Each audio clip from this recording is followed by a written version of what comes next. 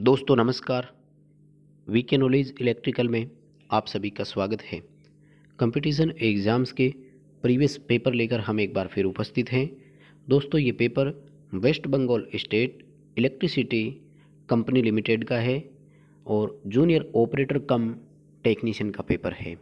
2019 का ये पेपर है दोस्तों, और इलेक्ट्रीशियन ट्रेड थ्योरी के इसमें कुल 50 क्वेश्चन है।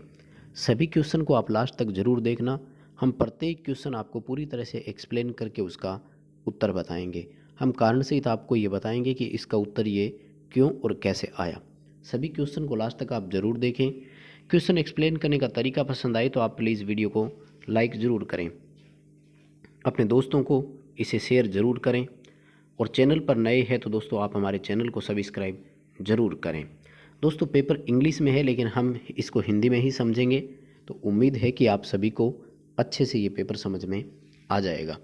चलिए दोस्तों शुरू करते हैं आज के सवाल नंबर 1 यानी 51 नंबर क्वेश्चन से कि डीसी जनरेटर में जो ब्रूसेज होते हैं वो हमेशा कहाँ पर लगाए जाते हैं। दोस्तों ब्रूस जिसके अनुसार लगाए जाते हैं उसका नाम है MNA, और जहाँ ब्रूस खुद लगते हैं उसको बोलते हैं GNA। यानी ब्रूसों का जो एक्स होता है उसको बोलते हैं GNA, ज्योमेट्रिकल न्यूट्रल एक्सिस, लेकिन ब्रूस जब लगाए जाते हैं तो वो मैग्नेटिक न्यूट्रल एक्सिस के अनुसार लगाए जाते हैं। अपने इस क्वेश्चन का आंसर बी रहेगा, MNA के अनुसार ब्रूस लगाए जाते हैं। दोस्तों अगला सवाल पूछा कि डीसी मोटर में अधिकतम शक्ति उत्पन्न करने की शर्त क्या है। दोस्तों कई बार ये क्वेश्चन मैं आपको करवा चुका हूँ। अधिकतम शक्ति उत्पन्न करने की शर्त होती है कि जब बैक EMF सप्लाई वोल्टेज के आधे के बराबर हो। इसकी दो लाइन बनती है, आप दोनों याद रखें। बैक EMF सप्लाई वोल्टेज के आधे के बराबर हो या फिर सप्लाई वोल्टेज बैक EMF के दोगुने के बराबर हो, बात एक ही है। अभी अपने क्वेश्चन का आंसर यहाँ पर डी रहेगा कि बैक EMF जो है वो सप्लाई वोल्टेज के आधे के बराबर हो, उस समय मोटर में मैक्सिमम पावर डेवलप होती है। अगला सवाल है कि जनरेटर के समांतर प्रचालन के लिए सामान्यतः कौन से जनरेटर प्रेफर किए जाते हैं। तो दोस्तों इसमें ऑप्शन नहीं है। शंट और कंपाउंड जनरेटर जो है वो समांतर प्रचालन के लिए ज़्यादातर संस्तुति दी जाती है, प्रीफर किए जाते हैं, लेकिन यहाँ पर ऑप्शन नहीं दिया इन्होंने। सीरीज और शंट दोनों दे दिए थे। एक्चुअल में डी ऑप्शन होना था, जहाँ शंट एंड कंपाउंड ऑप्शन आना था। क्वेश्चन का आंसर इसमें हम कुछ नहीं बता सकते क्योंकि शंट और कंपाउंड दोनों एक साथ आते। अगला हमारा सवाल है कि रेजिस्टिविटी ऑफ वायर, तार की प्रतिरोधकता किस पर डिपेंड करती है। साधारण सा क्वेश्चन है। प्रतिरोधकता जो है वो धातु पर डिपेंड करती है, मटेरियल पर डिपेंड होती है। यानी तार किस सामग्री किस धातु का बना हुआ है, प्रतिरोधकता उसी पर निर्भर करती है। ओम मीटर इसकी यूनिट होती है। आगे सवाल पूछा कि आपको चित्र में एक जनरेटर दिखाया गया है, ये कौन सा जनरेटर है। देखो दोस्तों दो फील्ड वाइंडिंग है इसलिए कंपाउंड जनरेटर है, और अगर और डिटेल में हम जाएं तो लॉन्ग शंट कंपाउंड है, क्योंकि शंट जो है वो आर्मेचर और सीरीज दोनों के पैरेलल में है। तो क्वेश्चन का आंसर अपना सी हो जाएगा, लॉन्ग शंट कंपाउंड जनरेटर। ठीक है, पूरा नहीं लिखा इन्होंने, लॉन्ग शंट ही लिखा है, लेकिन लॉन्ग शंट कंपाउंड जनरेटर होगा। आगे सवाल है कि 4 पोल लैप वाउंड मशीन में 124 कॉइल है और प्रत्येक कॉइल में 2-2 टर्न है। दोस्तों बात यहाँ पर समझने वाली है कि तो फिर चालक कितने बने। तो ध्यान रखना, एक टर्न जो होता है ना वो 2 स्लॉट में जाता है, यानी एक टर्न के बराबर 2 चालक होते हैं, तो 2 टर्न के बराबर हो गए 4 चालक, यानी 124 इंटू 2 करना है। ये आपका टोटल नंबर ऑफ कंडक्टर बनेगा। और तो कोई दिक्कत नहीं है क्योंकि आपको प्रेरित EMF ज्ञात करना है, और इसके लिए फॉर्मूला होता है φZNP/60A। फाई का मान सीधा सीधा दे रखा है हमें, फ्लक्स जेड मैंने आपको बता दिया, 124 इंटू 2 करना है। एन स्पीड जनरेटर का 1500, 4 पोल है, समांतर रास्ते भी 4 हो जाएंगे। दोस्तों कैलकुलेशन करके अपने उत्तर का मिलान करना। क्वेश्चन का आंसर आएगा बी, 186 वोल्ट। साथियों 50 क्वेश्चन है इसलिए क्वेश्चन थोड़े जल्दी भी हल करवाएंगे, लेकिन उम्मीद है कि आपको अच्छे से समझ में भी आ रहा है। डीसी मोटर में स्टार्टर का उद्देश्य क्या है पूछा है। तो जैसा कि हम सभी जानते हैं डीसी मोटर स्टार्टिंग में हाई करंट लेती है। इसके दो कारण होते हैं। स्टार्टिंग के समय बैक EMF 0 होता है और डीसी मशीन के आर्मेचर का प्रतिरोध बहुत कम होता है, इसलिए मोटर स्टार्टिंग में हाई करंट लेती है। तो उस स्टार्टिंग करंट को कंट्रोल करने के लिए, लिमिट करने के लिए, सीमित करने के लिए हम स्टार्टर लगाते हैं। क्वेश्चन का आंसर अपना ए होगा। अगला सवाल है किरचॉफ का सेकंड नियम किस पर आधारित है, किस संरक्षण के सिद्धांत पर है। तो KVL जो होता है ना, किरचॉफ वोल्टेज नियम, इसको सेकंड नियम भी बोलते हैं, और ये ऊर्जा संरक्षण के सिद्धांत पर आधारित होता है। और अगर अपन से KCL यानी किरचॉफ के करंट नियम या फर्स्ट नियम के बारे में पूछा होता तो ध्यान रखना वो आवेश संरक्षण के सिद्धांत पर आधारित होता है। दोनों का याद रखना, ऊर्जा संरक्षण, आवेश संरक्षण। आगे दोस्तों सवाल पूछा चालकता की इकाई, तो सिंपल सा है ना, चालकता महो में होती है। आगे सवाल पूछा ट्राइक क्या होता है। दोस्तों ट्राइक जो है वो 3 टर्मिनल वाली युक्ति है और द्विदिशीय युक्ति है, यानी 3 टर्मिनल बाई डायरेक्शनल स्विच की तरह होता है और 3 टर्मिनल इसके main terminal first, main terminal second और गेट नाम के 3 सिरे होते हैं।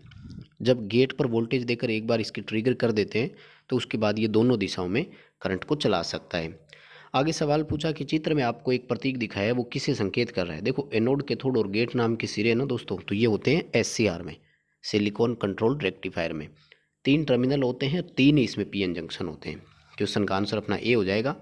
आगे सवाल पूछा कि ट्रांजिस्टर की अल्फा बीटा में क्या संबंध होता है। देखिए दोस्तों वैसे तो बीटा में जो होता है वो होता है अल्फा बटे 1 माइनस अल्फा, लेकिन यहाँ पर आप देख रहे हैं कि ऐसा कोई ऑप्शन नहीं है, तो इन्होंने क्या किया कि संख्याओं को चेंज करके माइनस का निशान लगा दिया।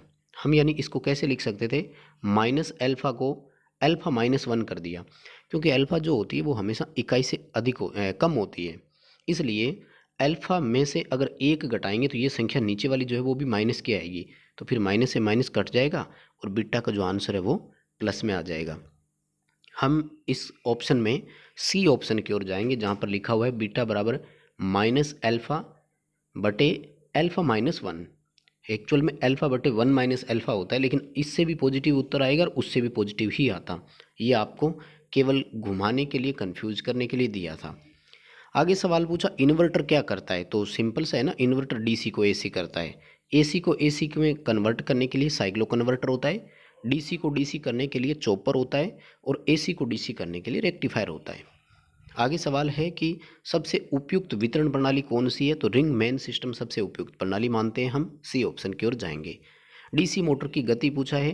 डीसी मोटर की गति बैक ईएमएफ के समानुपाती और फील्ड फ्लक्स के व्युत्क्रमानुपाती होती है। यहाँ पर अपना ऑप्शन बी रहेगा, directly proportional to back EMF, back EMF के सीधे समानुपाती। फ्लक्स जो है उसके व्युत्क्रमानुपाती है, इन्वर्सली प्रोपोर्शनल है, लेकिन ऐसा कोई ऑप्शन नहीं दिया।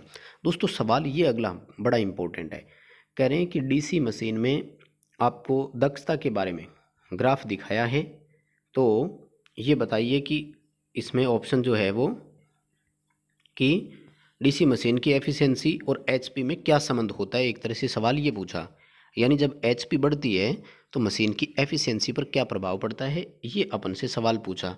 दोस्तों ध्यान रखना, जब एफिशिएंसी बढ़ती है ना, तो सॉरी एचपी बढ़ती है यानी हॉर्स पावर बढ़ता है, तो मोटर का आकार भी बढ़ता है। साइज बढ़ने के साथ उसमें यांत्रिक हानियाँ, घूर्णन हानियाँ बढ़ती है, इसलिए दक्षता घटती है। तो जो ये बी कर्व है ना, ये बिल्कुल सही इंडिकेट कर रहा है कि जब एचपी बढ़ती है तो एफिशिएंसी घटती है, यानी एचपी कम है तो एफिशिएंसी मैक्सिमम है, लेकिन जैसे जैसे एचपी बढ़ा तो एफिशिएंसी भी घटने लग गया।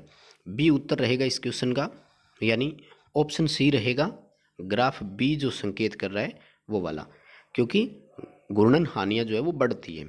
आगे सवाल है 120 वोल्ट सप्लाई दी गई, 112 वोल्ट बैक ईएमएफ है, आर्मेचर रेजिस्टेंस 0.4 ओम है, आर्मेचर धारा बताइए। दोस्तों फॉर्मूला होता है वी माइनस ई बी बटे आर ए, यानी supply voltage minus back EMF बटे आर्मेचर का रेजिस्टेंस। 120 में से 112 घटाएंगे 8 उत्तर आएगा। आर्मेचर का रेजिस्टेंस 0.4 है, कैलकुलेशन करोगे तो आर्मेचर का करंट आएगा 20 एम्पियर। आपको इस क्वेश्चन का आंसर करना है बी। आगे दोस्तों सवाल पूछा कि डीसी मोटर में जो वार्ड लियोनार्ड विधि होती है उसमें मोटर की गति किस में परिवर्तन के कारण होती है, तो आर्मेचर वोल्टेज के कारण से होती है। जैसा कि आपने देखा होगा जनरेटर वाला जो टर्म आर्मेचर है उसके द्वारा प्रेरित ईएमएफ जो है वो सीधा सीधा मोटर के आर्मेचर को दिया जाता है, यानी प्रेरित वोल्टेज में जैसे ही परिवर्तन आता है तो मोटर को मिलने वाली सप्लाई वोल्टेज में परिवर्तन होता है। इस मेथड का नाम आर्मेचर वोल्टेज कंट्रोल मेथड भी है। क्वेश्चन का आंसर अपना ए होगा। आगे सवाल पूछा कि डीसी जनरेटर की मैक्सिमम एफिशिएंसी के लिए क्या शर्त होती है।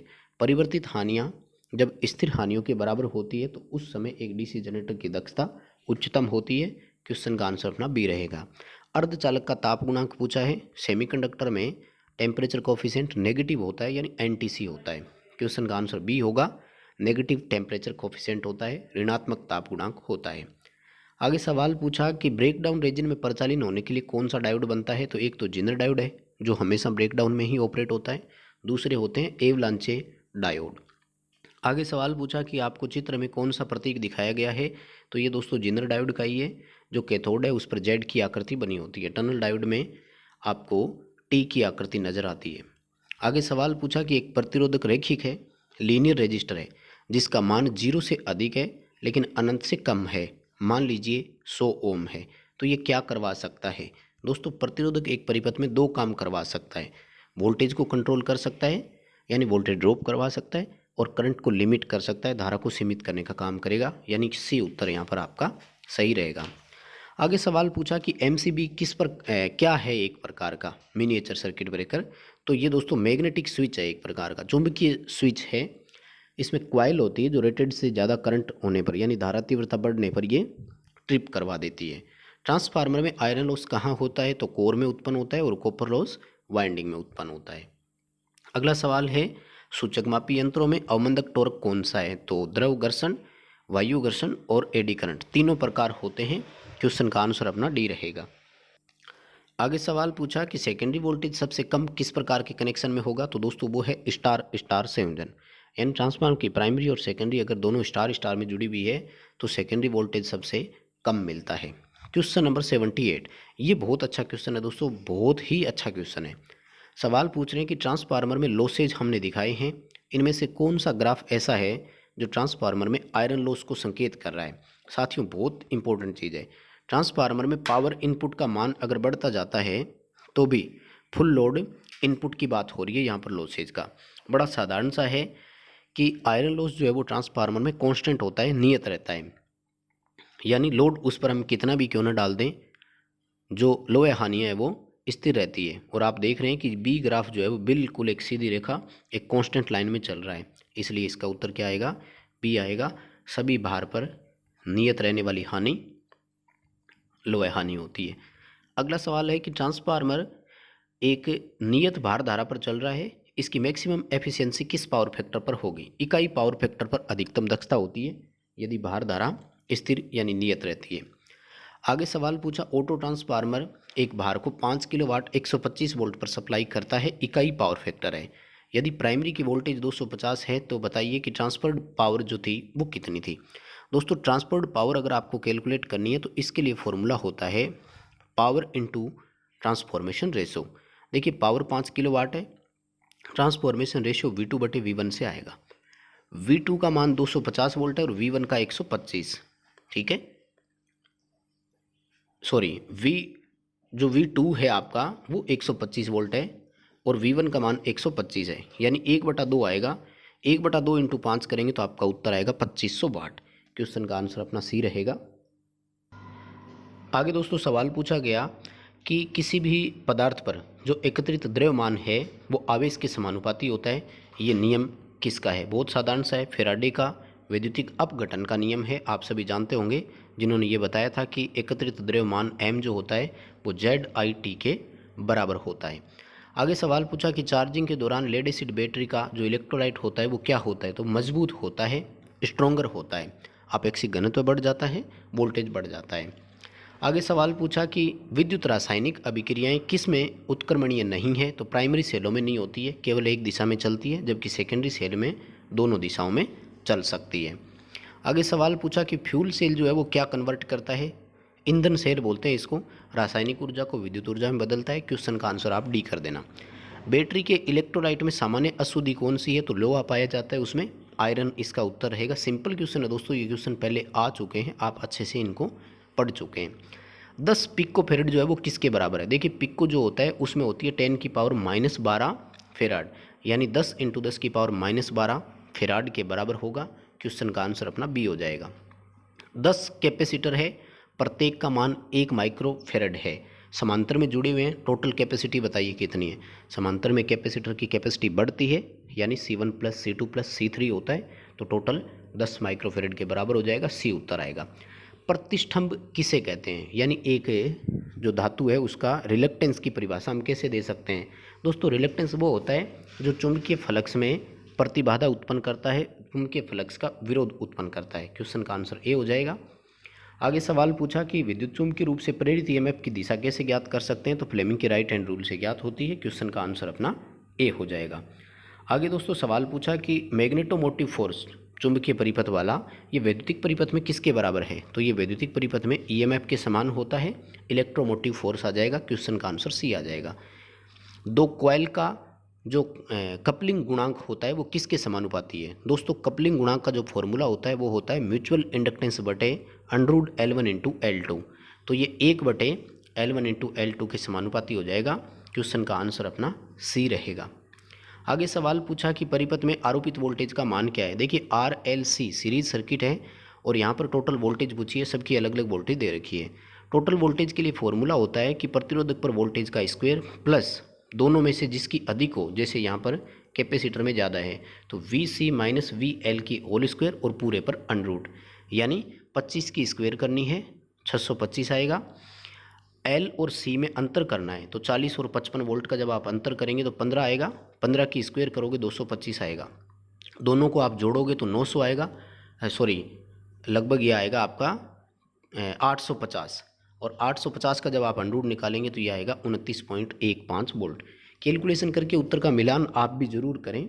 अभी अपना उत्तर ए रहेगा, 29.15 वोल्ट जो है वो सप्लाई वोल्टेज है। और शुद्ध इंडक्टिव सर्किट में क्या पाया जाता है? तो करंट वोल्टेज से 90 डिग्री लैग करती है या फिर वोल्टेज करंट से 90 डिग्री लीड करता है। बात एक ही है, दोनों में से जो ऑप्शन मिले आप कर सकते हो। यहाँ पर हमें सी ऑप्शन करना है, वोल्टेज धारा को लीड करता है, क्योंकि धारा वोल्टेज को लैग करती है ऐसा ऑप्शन दिया नहीं। ओम का नियम किसके बीच में संबंध दर्शाता है?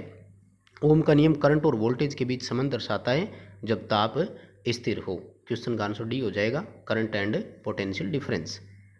आगे सवाल पूछा कि 100 वाट और 220 वोल्ट का लैंप है वो कितनी धारा लेगा? तो I बराबर P/V करना, पावर है 100, वोल्टेज है 220 वोल्ट। कैलकुलेशन करोगे तो उत्तर आएगा 5/11 एम्पियर। क्वेश्चन का उत्तर अपना ए हो जाएगा।